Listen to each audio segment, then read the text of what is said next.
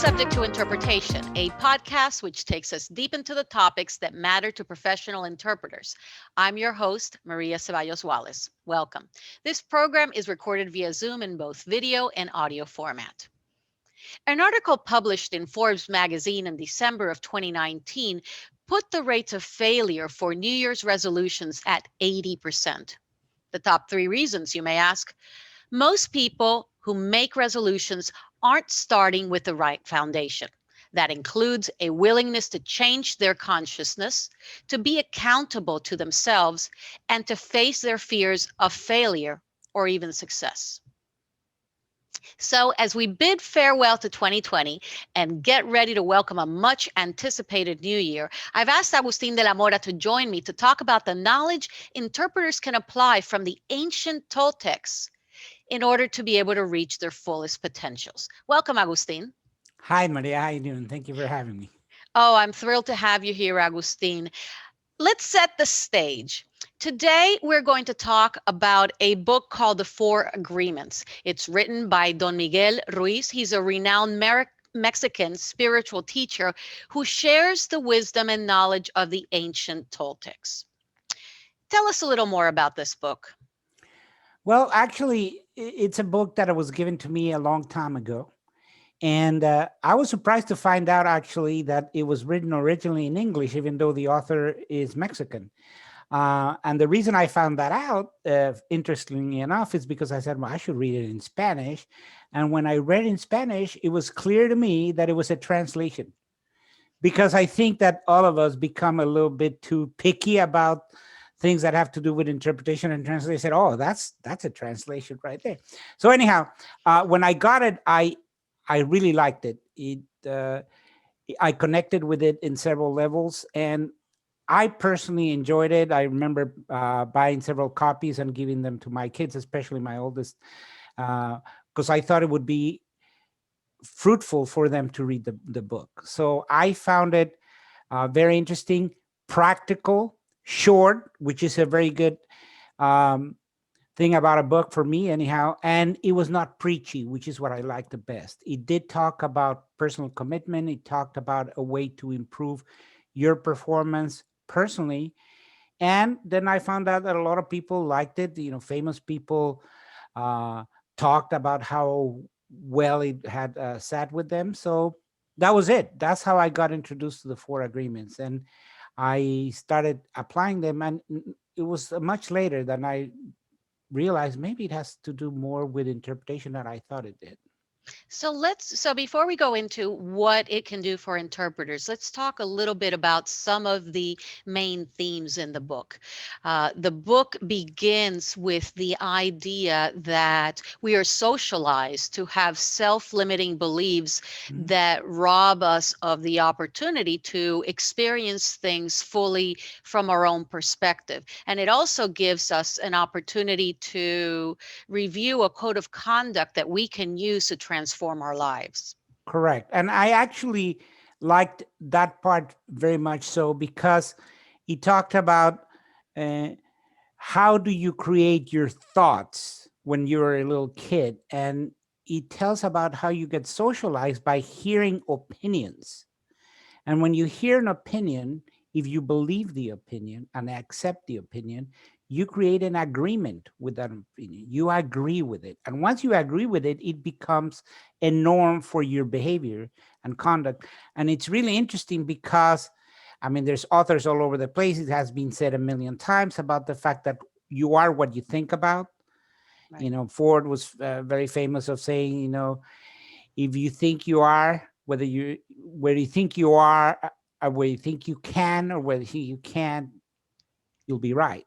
Because That's your right. thoughts, disagreements that you make with yourself in your mind become the directives of your life. So that impacted me quite a bit. And then, of course, it gives you very simple steps. Like I said, one of the things I liked about the book is that it gave you super simple steps to follow, to have specific results pretty quickly, immediately, if you wanted to, about modifying behaviors that you thought were not changeable.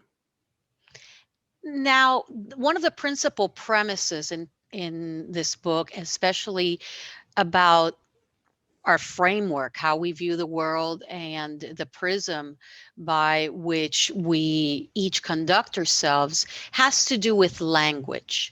The symbology that makes the world go around, and it also conditions us. You mentioned that a little bit earlier, but Mhm. symbols and therefore words are culturally and socially bound and perhaps even biased. They're attached to norms, shoulds, Sure. shouldn'ts, and absolute truth that are relatives.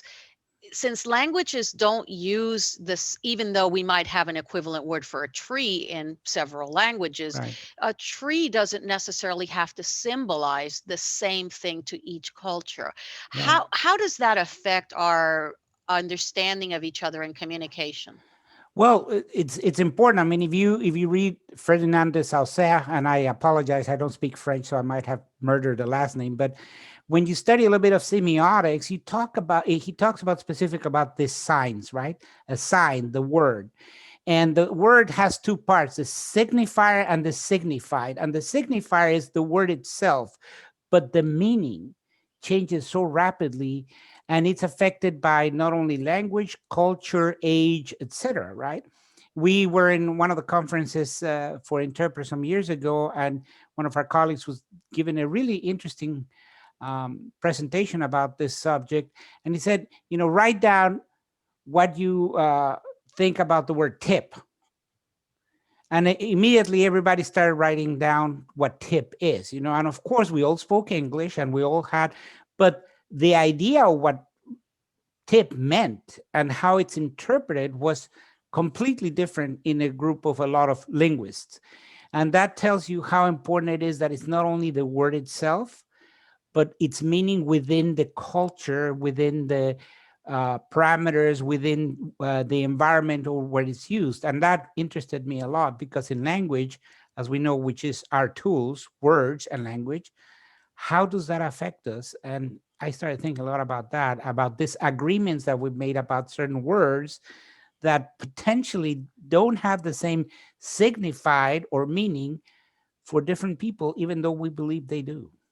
So that brings us straight into the first agreement: be impeccable in your use of words. Right. Let's talk about that. Well, as I told you before, it took me years actually. I've read the book many times, and it took me years to all of a sudden connect this idea of the four agreements. How does that, kind of mesh with interpretation? And the first agreement is be impeccable with your word. And what does being impeccable means? One of them is do not sin, right? Impeccable, you don't sin. But the other one, the meaning of impeccable simply is that you are as exact with the meaning as it was before when it was created. And I started thinking, that's exactly what we have to do, right? We have to be impeccable in the sense not about sinning, but about being flawless. For me, being impeccable with your words as an interpreter means that when you're interpreting from one language to another, you have to be flawless, transferring the meaning and the word. And that's what it means for me to be impeccable with your word when you're an interpreter, that you are flawlessly transferring meaning. And when we talk about flawlessly transferring a meaning, things like register, for example, come into Mhm. play very strongly because we may have a word that has, or a series of words which have the Mhm. same meaning, but they appear in all different kinds of registers, whether it's legalese Of or course. medical jargon, or whether it's just street talk. And that's really really important for us interpreters, isn't it, for us to really be present and identify what is actually being said, so we choose the most appropriate word, not just any word. Correct. I mean, if you compare the code of ethics for interpreters whether it's legal, medical, one of the canons of the code interpreters, oftentimes the first one is accuracy and completeness, which is the first agreement. Be impeccable with your words. So you see, when I realize that, I go, this mesh perfectly. I wonder what happened with the others. And it turns out that all of the agreements are very applicable to us as interpreters and mesh very well with our code of ethics. So let's talk about the second agreement. Don't take anything personally. That can be looked at in several different ways. Of course, and you're right. But there's two things that I have heard from interpreters, and one of them is, what if I'm hearing this horrible narration of somebody who's a victim of a crime or is a relative of a victim of a crime? Well, if you take it personally, you all of a sudden are outside your job as an interpreter. You might not be as effective as you could, especially because, as you know, when we teach interpretation at the institute, we talk about visualization as a very important tool to improve performance in consecutive. And it dawned on me, oh, how important it is to remember that you are visualizing, but more like a movie, and not as, even if you are the protagonist, you have to learn to separate that movie, that visual interpretation of what you're hearing, into something that is not personally affecting you. So even if you at the end, because after all, as an interpreter, you're going to say, and then he stabbed me 4 times, Yeah, you're right? internalizing that. That's right. So you have to keep it away. You can't take it personally, because if you do, you're probably going to get emotionally attached and you're no longer being objective, and you might no longer be impeccable with your words, which would be a violation of the first agreement and one of the canons of the code of ethics. It's interesting to me, as I said earlier, that you can interpret the idea of not taking things personally a couple of different ways. Mhm. Another way is that since interpretation is so subjective, it's entirely possible that your version of an interpretation and my version of an interpretation are completely different and still render the same meaning from the original Of language. course, of course. I always find it interesting that interpreters don't cut themselves enough slack in their work, and they try to judge themselves by what they have heard from other people, or they listen to other people's comments, and those comments may or may not be ill informed. And that affects their self knowledge, their self confidence, their ability to problem solve. Yeah, actually, it's a good point. And first of all, this idea of subject to interpretation came because of this feeling about the subjectivity of interpretation. Now, it depends. I mean, there's two theories about it. I think that it's not so much subjective as it's varied. And what Okay. I mean by that, and I often tell my students, bottom line is you still have to be impeccable with your words. So you have to transmit the meaning correctly, but you can use several ways to convey the same meaning. And I say often, interpreting is not like arithmetic, right?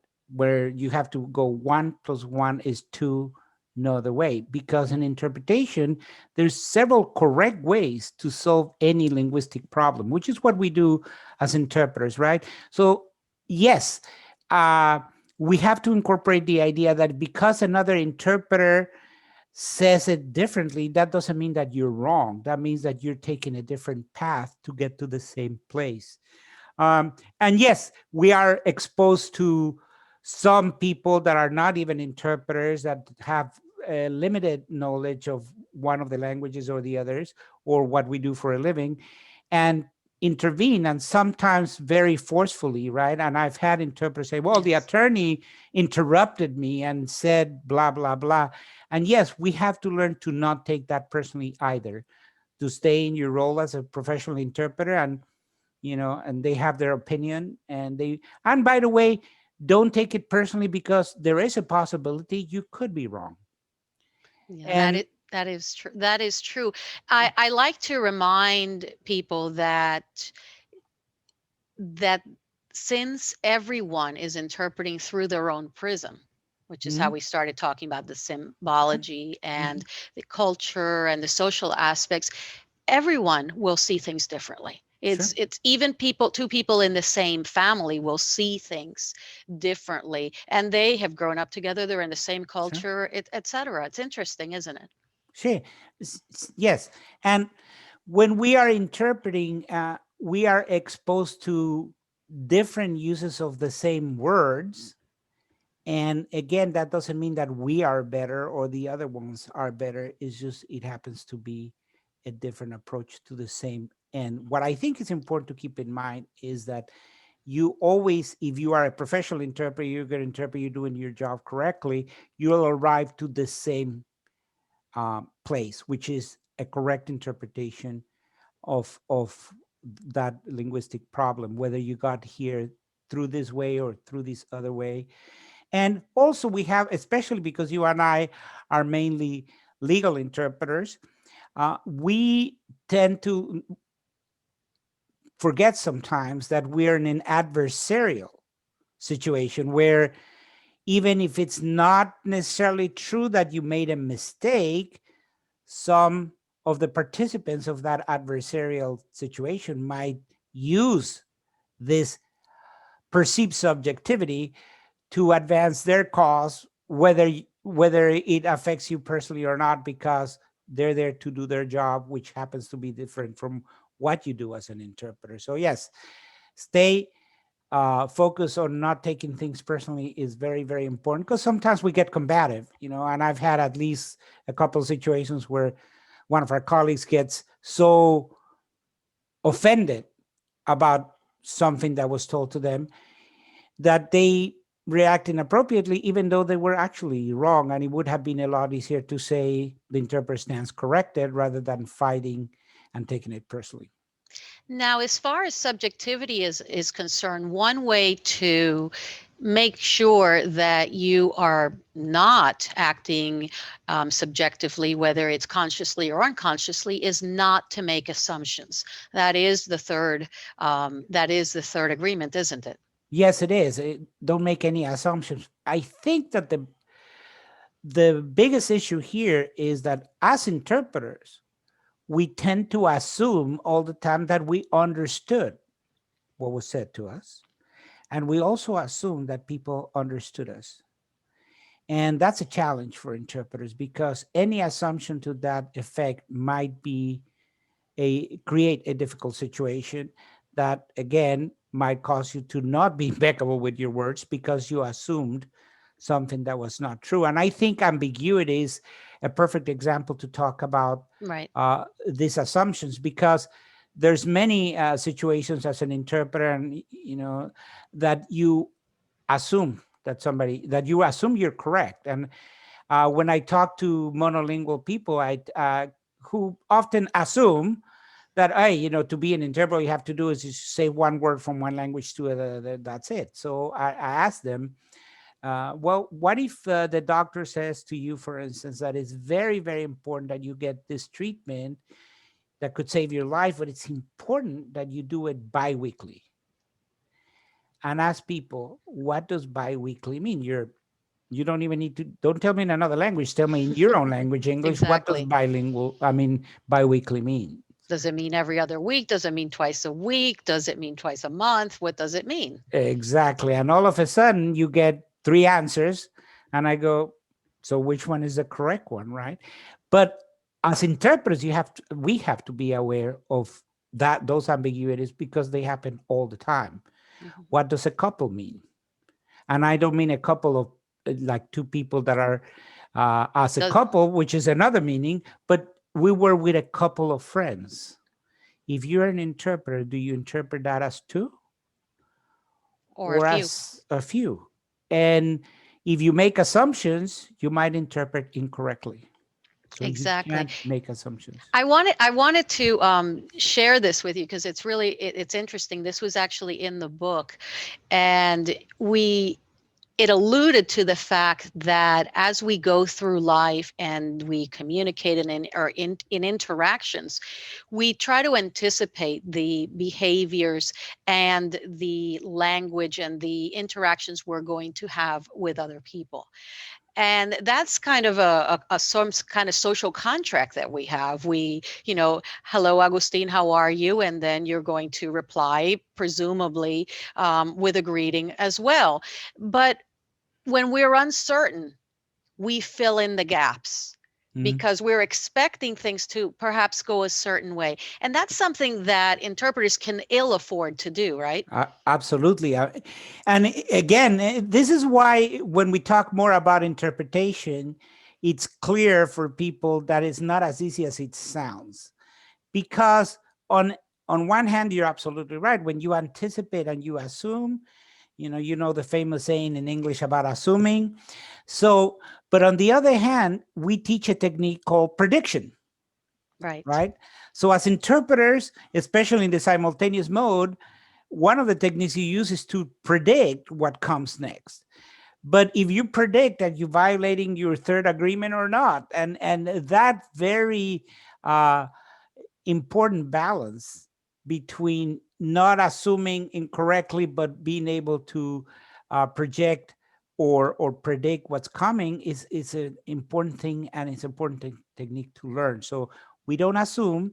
And I think the biggest issue for interpreters is that by not assuming, you have to take the responsibility that if you're not sure, or if there's a possibility that you're not correct in your assumption, that you must ask. Absolutely. And then that opens the door to many new interpreters. Well, I don't want to interrupt the judge, or I don't want to interrupt the attorneys, right? Well, but if you really stick to the fourth agreement, I mean the third agreement, I apologize, the third agreement says don't assume anything. So you don't take and a you don't make a choice, or you don't guess based on your assumptions, because then you're not complying with the third agreement and the code of ethics, which I keep on coming back to.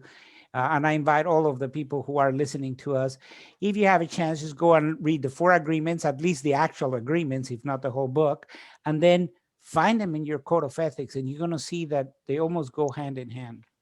Well, that takes us straight into the fourth agreement, which Mhm. actually the first three agreements do not work without the fourth Right, agreement. And right. that is to always do your best. Always do your best. And as an interpreter, I often say we're always climbing a stairway, right? We're looking to go. Uh, and I talk about the most important things I think an interpreter has to understand. And the first commitment is the precision of transferring. But you're always shooting for the most elegant solution. You talked about register, you talk about the tone of voice and all these things that, but we have to understand that our first, at least the way I see it, is the first thing that we have to do is to precisely convey the meaning. But because you always have to do your best, you keep on climbing that stairway to become precise, economic, and elegant. And what I mean by elegant is not necessarily that it sounds, like, oh, you speak like the king's English, but because, in my opinion, elegant could be even dumbass, because it's the same register, the same impact of the original, and that's a very elegant interpretation. So we always do our best, and I say, for us, that's a stairway to heaven. We're never going to stop learning or acquiring information about being better at our job. Now, when you do your best, this is interesting, very, very interesting to me reading it. You don't give the judge. Now, that judge can be your internal judge, that judge can be Mm, other people, that judge can be anyone, a little voice behind in the back of your head to find you the opportunity to find you guilty. When you perform your best, then there's no question that you have done the best with what you have. And if perhaps correct. you fail, in that case, then you will have to learn from it and figure out what to do about it. But you certainly haven't given it, half effort. Right, right. You still did your best. And that's important as an interpreter, to recognize that doing your best might still not be enough. And we have to recognize interpretation is a human endeavor, and therefore imperfect. As far as And I know, nobody can interpret 100% right 100% of the time. So, what we strive for as interpreters is consistently perform at a high level. And that's why you're always striving to do your best. Doing your best every day doesn't mean that you're the best, but that you're striving to be the best. it's also been noted that a person is at their best when they're enjoying what they're doing, Mm, and when they feel like they're in their element, they're one with whatever endeavor they're working in, as opposed to it being a performance based task. If you're just worried about, or just doing it because you have to, because there's a mm. paycheck at the end of the road, etc., you can probably come up with a competent interpretation. But Mm. overall, it's not really going to reflect your best efforts. Yeah, I don't think I had ever worded it that way, but that's a very good way of putting it. And I'm happy to say that most people that I know in the field really enjoy interpreting. And I believe that the really good interpreters must enjoy it first. Um, I remember telling somebody a long time ago, man, I got hooked as soon as I started interpreting, and it was really enjoyable. And a little bit on the cynical part, I said, I get paid to be a voyeur, to hear people's lives and successes and tragedies and everything, because you're there, you're part of the conversation, and you're there, and you actually got paid to do it. So I think it's a very good thing to remind interpreters. This is one of those things that you really have to enjoy to really do your best. It's not a bureaucratic job. It really isn't. And I think the more people started getting tested as interpreters, we could see that divide between the people who just took it. Hey, I do this, I come in, I interpret, I go home, and that's it. And I'll do as little as possible because it's a bureaucratic job. When their performance was evaluated, many of them were not up to par. So yes, you definitely have to do your best by enjoying what you do. And one of the key, I guess, the core tenets of your teaching strategy and your teaching philosophy is that practice isn't doing. And so in order to be your best, you can't just go and repeat the same thing over and over Right. again with hoping to have a different result. As we know, Mhm. you need to practice as much as you can, and that requires patience, and it requires sometimes failure. Oh, absolutely. Absolutely. We talk a lot about it in the Institute about the difference between being in your performance zone, which is when you're concentrating on what you already know how to do and you have mastered, versus when you're in the learning zone. And when you're in the learning zone, you actually expect to make mistakes so you can understand and improve that mistake by knowing about it. So yes, it's crucial actually to have this separation and understand. Yes, we're going to have some mistakes and some failures, no question about it. The difference is what you do with them. That's why practice by itself is not what creates perfect. Deliberate practice does. And the one final point I wanted to make about when you are doing your best is that it is really, really critical that you practice self care, because you Sure. have to be honest with yourself about where you are, what you need to do. You also need to practice self care in terms of fatigue level and workload, perhaps. If you do not do that, then you actually can't do your best, can you? You cannot. And also, you go back to the third agreement, and all of the agreements. And self-care is part of not taking things personally in the sense of, oh no, I have to do this no matter if I die, right? um, so you have to practice self-care. It's a very important area of our profession that I think is just now starting to be even talked about, because I remember it when I started in this business 30 years ago.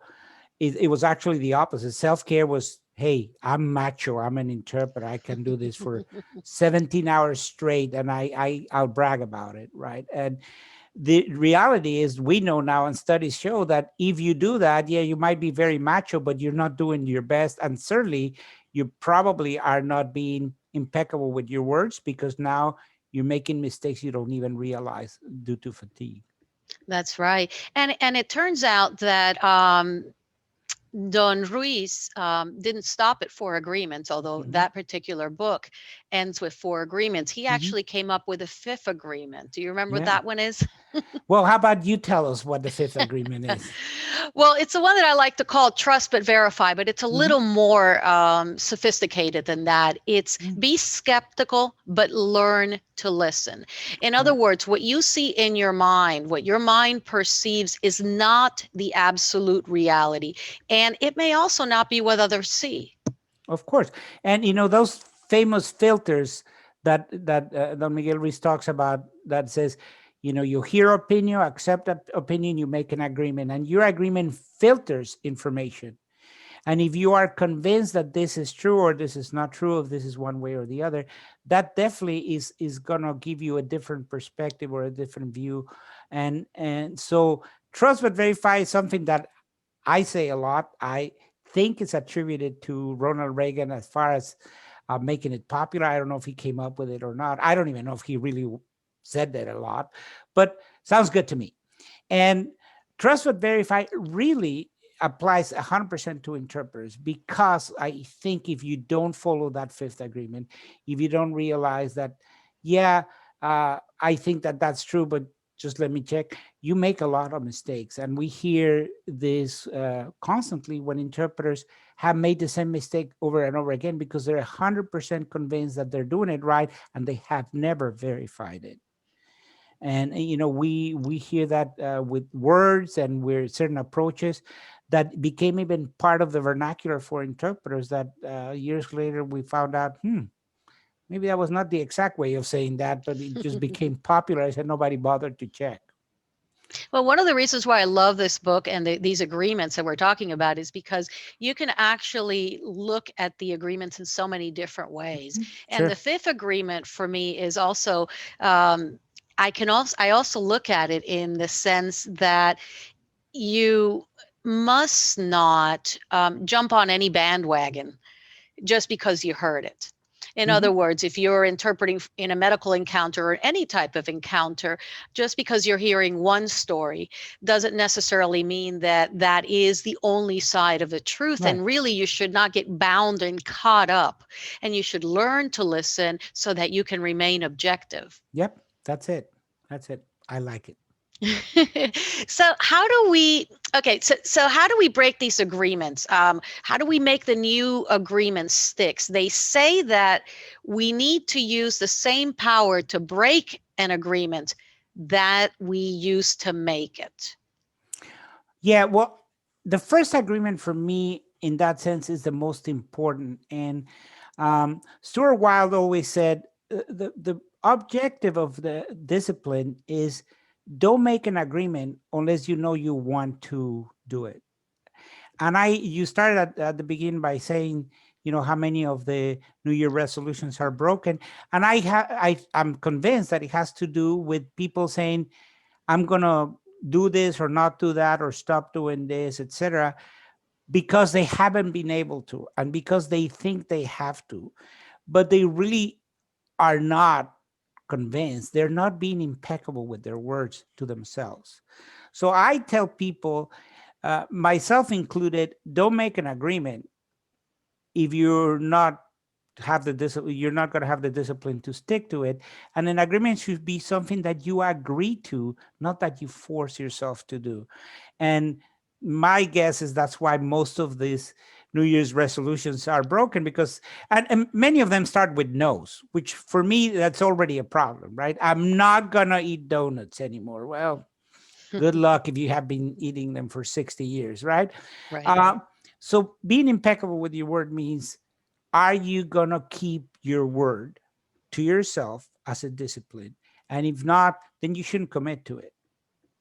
And it would probably be helpful to take stock and inventory of what you believe your current agreements are Mm, and what the agreements you would like to replace those with are so that you correct, actually have a roadmap.